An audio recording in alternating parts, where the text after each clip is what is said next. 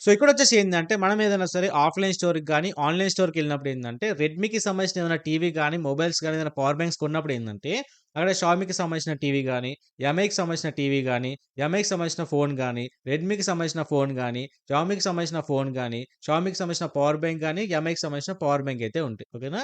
ఇక్కడ మనకేందంటే, ఈ 3 కూడా ఒకటే బ్రాండ్‌కి సంబంధించిందని చెప్పేసి చాలా మందికైతే తెలుసు. ఓకేనా? సో, తెలియాలా అంటే తెలుసుకోండి.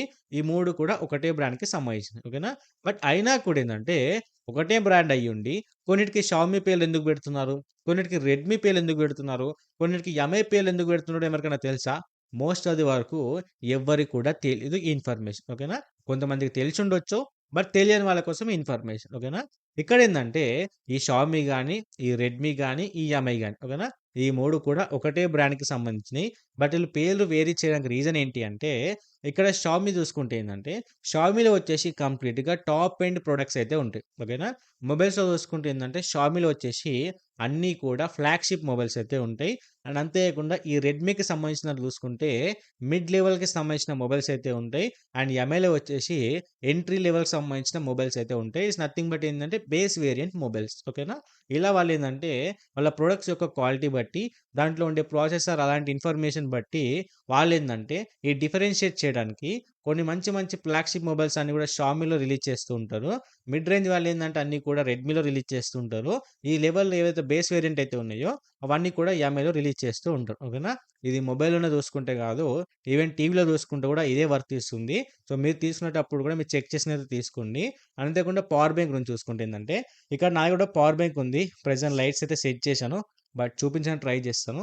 ఇక్కడ చూసుకోవచ్చు. నేను ప్రెజెంట్ యూజ్ చేస్తుంది ఎంఐకి సంబంధించిన పవర్ బ్యాంక్. ఓకేనా? క్లారిటీగా అయితే కనిపిస్తుందా? చూసుకోండి. ఓకేనా?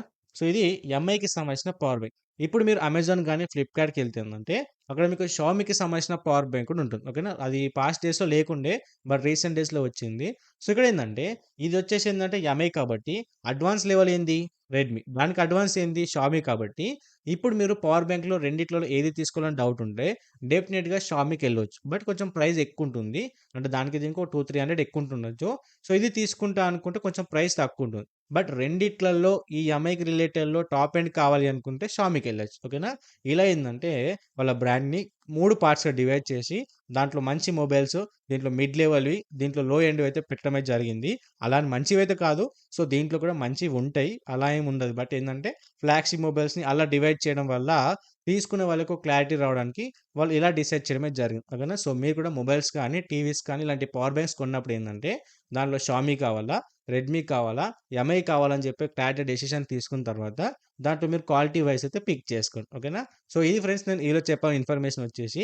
సో, ఈ ఇన్ఫర్మేషన్ ఎవరైనా కొత్తగా విన్న వాళ్ళుంటే, సో, డెఫినెట్‌గా ఈ వీడియో లైక్ చేసి మన ఛానెల్ సబ్స్క్రైబ్ చేసుకొని, బెల్ నోటిఫికేషన్ ఆన్ చేసి పెట్టుకోండి. ఇలాంటి మోర్ ఇన్ఫర్మేటివ్ వీడియోస్ అన్నీ కూడా మన ఛానెల్‌లో వస్తూ ఉంటాయి.